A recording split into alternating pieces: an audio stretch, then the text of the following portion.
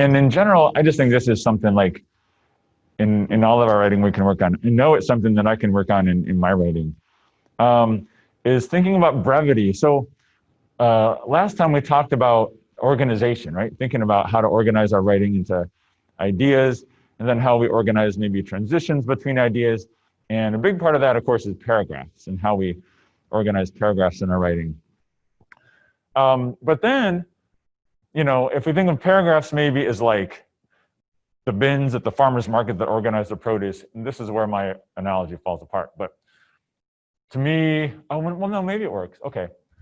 So to me, writing in a clear and concise way is like the crystal clear, like October day, like you can see clearly, right? It's like when you walk up to the farmer's market and it's great, you know, the bins have all the produce organized, but it's really foggy and you can't quite like see which bins or like what.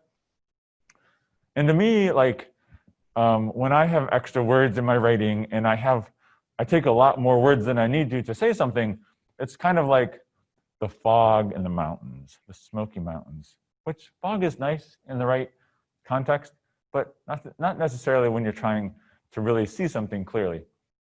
So brevity, right? Using sort of concise and exact use of words in writing is something, especially as you go to edit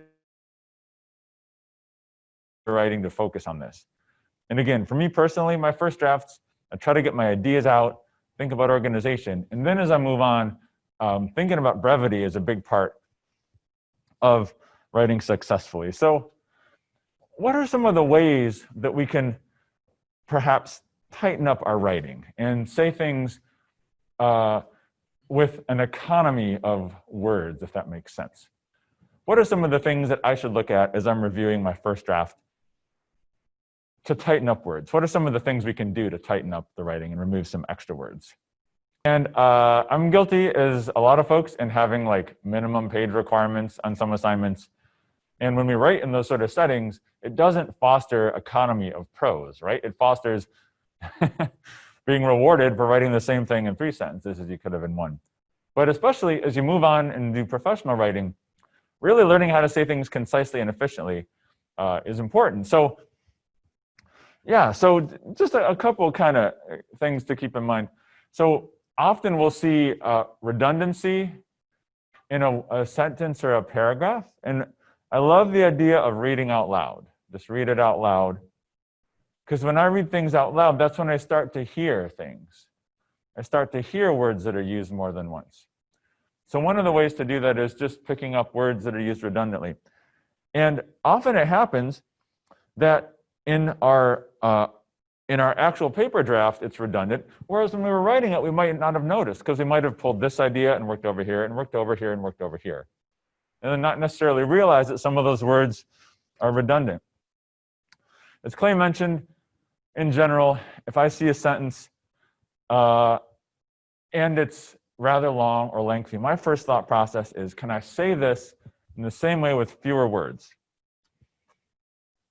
Another important thing is condensing short sentences into one sentence using commas. That often lets us chop out some words.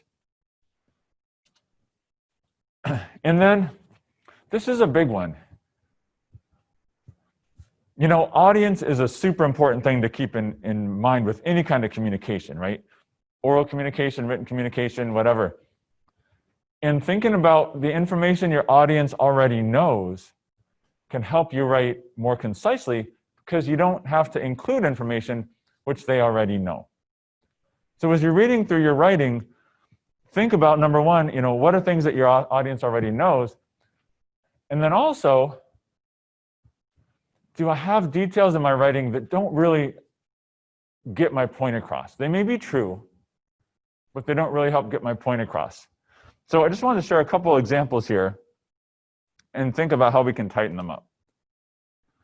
So these are examples of student writing, none from this semester. Don't worry, none of this is you all or your classmates. But let's just take a look at this and think about how we might tighten up this sentence. So lack of confidence in my writing has been something that I have noticed has hindered, sorry, I should say me, has hindered me from writing to my best ability. I think we can get the point there, right? But how would we tighten this up? How would we make this same point come across without as many words and as many syllables? Any thoughts?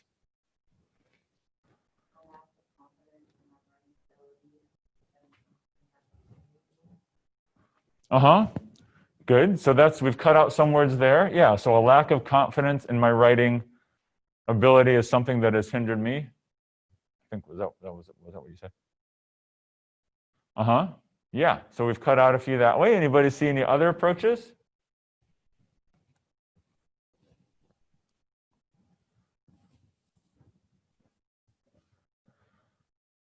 In general, when we refer to the same thing more than once in the sentence, we don't necessarily need it, I feel. So lack of confidence in my writing has been something that really doesn't say much, right? Because what if we just say, lack of confidence in my writing has hindered my writing ability? Have we missed anything out there? What if we do this? Lack of confidence has also hindered my writing ability.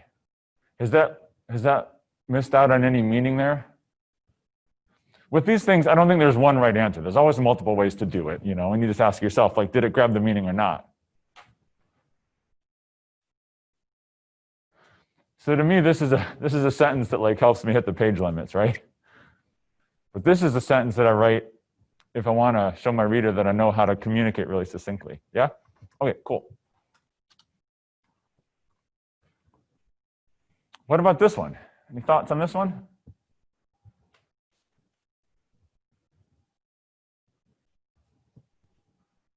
How can we modify this one? Can someone read that for me? These effects consist of groundwater contamination and contamination of agricultural products.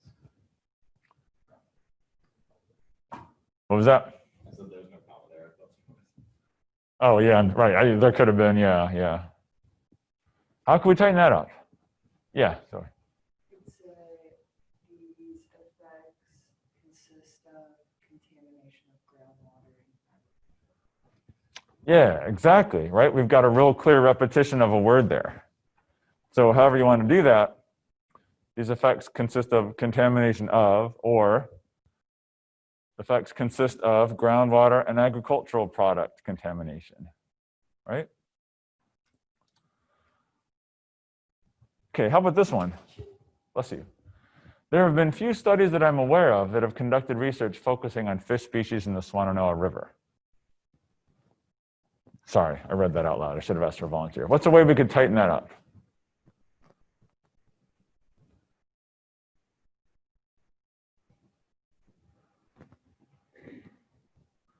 There has been few studies conducted on fish in the Swannanoa River.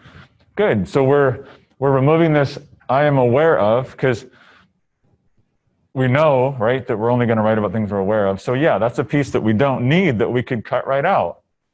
I am aware of. Is there any way we could tighten this part up too? Conducted research focusing on fish species in the Swannanoa River. How could we say that a little more succinctly?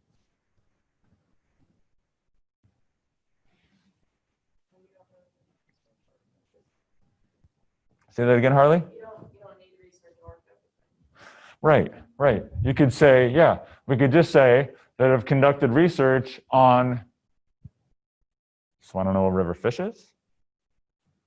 We don't need both of those, right? So I think what I came up with here was, yeah, I brought in a couple whole different words. Few studies have investigated Swannanoa River fishes. Have we lost any meaning there? Yeah, I mean, you've lost this idea that like you're not aware of it, but of course, if you're not aware of it, you know, we know that you won't write about it. Very economical and tight. What about this one? Someone want to read this sentence?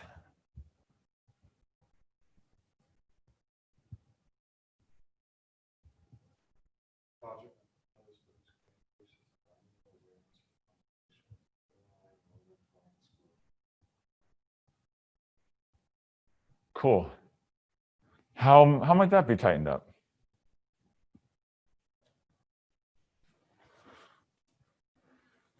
Perhaps this is probably a part of grant proposal, right? So your audience then is going to be the reviewer for this grant proposal, right? So thinking about the audience and the information they already have, can we think of a way to tighten that up?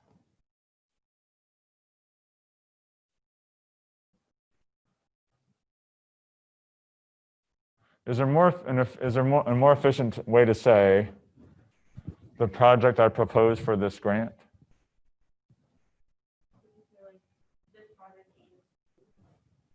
Yeah. This project aims to. Even if we wanted to leave proposed in there, we could say the proposed project aims to, but probably not even needed because in all likelihood we've already introduced it. If this is coming out of a cover letter, maybe not, but you know. Yeah, so a little bit of redundancy there that we can reduce. So this is where I went with it. My proposed project will increase environmental awareness for conservation of the Northern Carolina northern flying squirrel. And again, you could maybe even tighten that down more and say, my project, something like that.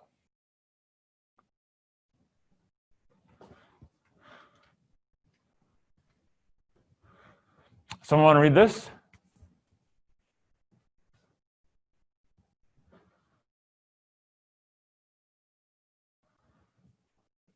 Over the course of my professional experiences, I've not only spent hands-on time engaged with the Asheville community, but also continuously improved my communication skills. Thanks. Any thoughts on how this could be tightened up?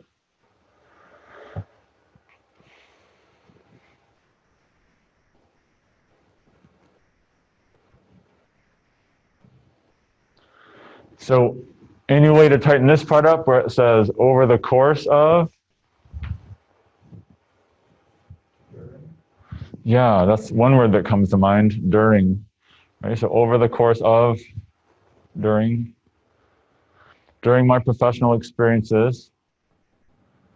Also take out have not only spent, just say have spent. Yeah, I agree. So right, you could say, I've spent hands-on time engaged with the Asheville community. And, you know, there's some contrast here. I've not only done this, I've done also this, but you could just say, I've done this and this. I've spent hands-on time engaged with the Asheville community and continuously improved my communication skills. Any other thoughts on that one?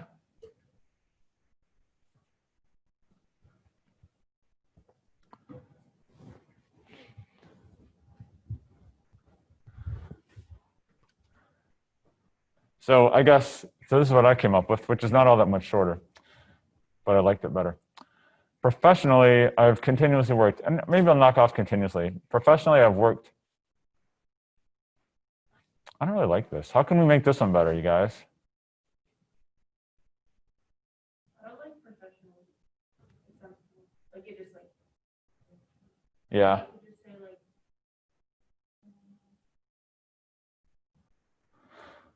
What if we just said, You just say I work to improve my communication skills while engaged. You just say while engaging with that. You don't even just say like. Yeah, if you say well engaged with the Asheville community, that sort of implies working out in the community. Yeah, I agree. You can maybe chop this off. Yeah, and if you just say I've worked to improve my communication skills while engaging with the Asheville community, yeah, that would be good. That would be good. So there's not just one way to do it. I think what I did here was, yeah, instead of over the course of my professional experiences, I just put in there professionally. So we've like traded out one word for 7, which is nice. But again, this part maybe could be smoothed out a little bit more potentially.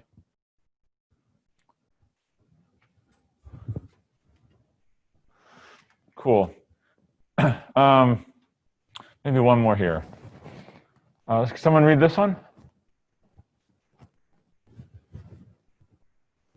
Yeah. Due to human-inflicted habitat alteration along this coast, the recorded number of viable nests per year has been rapidly declining over the past 2 decades, having devastating impacts on the local turtle population. Low. Yeah, we've got two commas there and 3 fairly long clauses.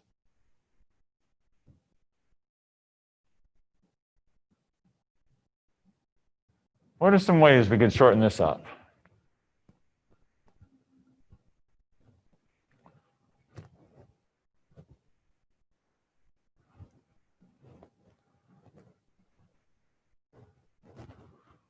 So I see this, I always kind of look for words that don't really add any more meaning, right?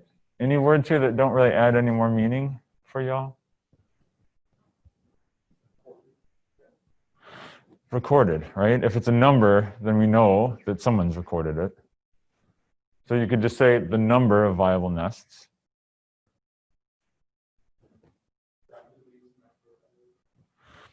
Yeah, it's kind of, we haven't shown the data to convince our audiences that it's rapidly declining. And if we're going to just say has been declining, we could just say declined, right? Per year, declined over the past 2 decades. So maybe a thought. Any other ideas how we can tighten this up?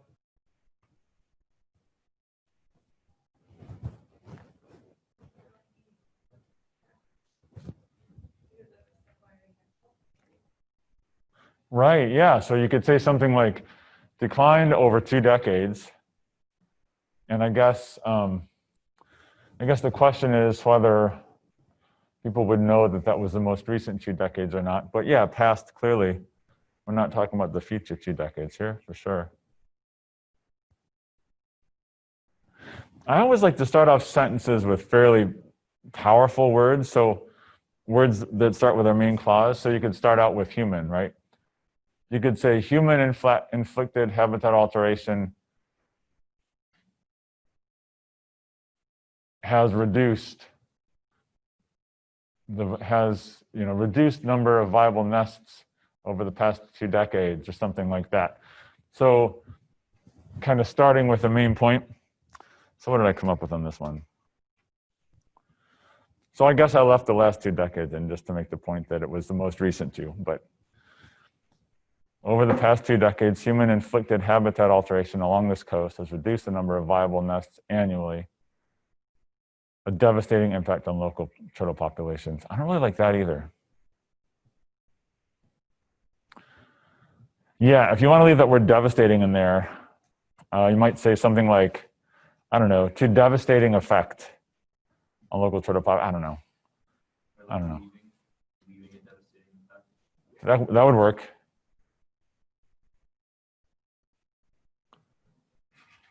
Yeah, something along those lines. So it's shortened it up a little bit. I'll often go back to sentences a few different times.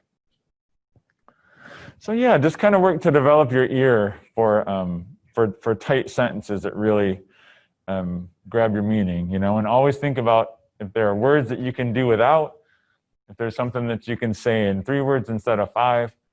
And it's funny, you think, well, that's really anal, like thinking about like, how can I say this with 1 or 2 fewer words? But it really presents yourself as a clear communicator and really helps get your point across clearly. If you, chop a couple words off every paragraph, then that'll help you. So as you're putting together your final grant proposal for sure, and even as you're working on these drafts, just be thinking about ways that we can write things economically. And of course, what's the type of writing that benefits the most from economical, succinct writing? Something that y'all have written one of already. Abstracts, yeah. That's where we can really put this kind of succinct writing to use.